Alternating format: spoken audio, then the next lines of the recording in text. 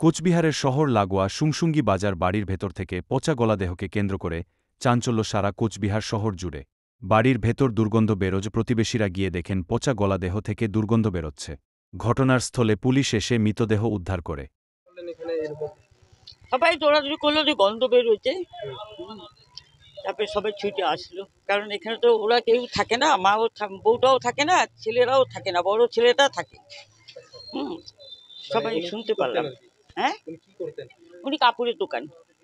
নাম কি জানি নামটা বললা? মণি মণি রায় না? মণি রায়। হ্যাঁ, বয়স কত হবে? বয়স হবে 65-70 বছর তো হবেই। 70 হবে।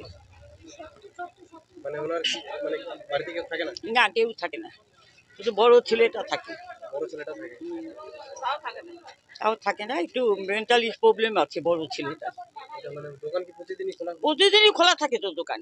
ভালো মালপত্র আছে দোকানে। তারপর বন্ধ নাকি? হঠাৎ বন্ধ।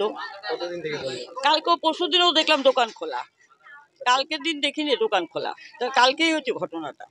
মানে আজকে আবার এসে দেখেন যে এই অবস্থা? এই অবস্থা। কি নাম আপনার? আমার নাম ভারতী দাস। এই এলাকার বাসিন্দা? এই এলাকারই বাসিন্দা।